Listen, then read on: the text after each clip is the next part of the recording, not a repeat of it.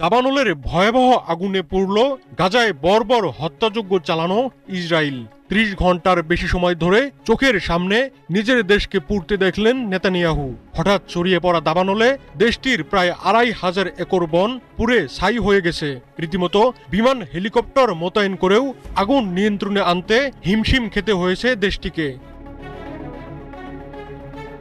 Israeli সংবাদ মাধ্যম Jerusalem post এক প্রতিবেদনে জানায়, দাবানল শুরুর পর থেকে দেশটির ফায়ার সার্ভিস, সেনাবাহিনী ও পুলিশ আগুন নিয়ন্ত্রণে আনার চেষ্টা করে। প্রায় ৩০ ঘন্টার বেশি সময় পরে বৃহস্পতিবার সন্ধ্যায় আগুন পুরোপুরি নিয়ন্ত্রণে আসে, কিন্তু ততক্ষণে পুড়ে ছাই হয়ে যায় ২৪৭০ একর বন।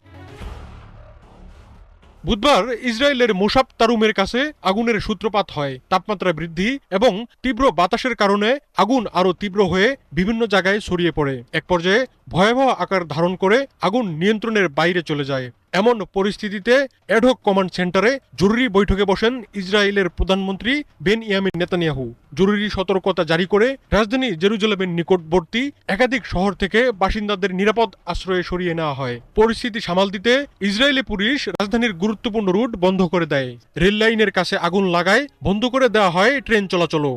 ভয়াবহ আগুনের কারণে গাড়ি চালকরা তাদের যানবাহন সড়কে ফেলেই শহর ছাড়তে বাধ্য হন। সামাজিক যোগাযোগ মাধ্যমে ছড়িয়ে পড়া ছবিতে দেখা যায় ঘন কালো ধোঁয়ায় আচ্ছন্ন হয়ে আছে ইসরায়েলের আকাশ।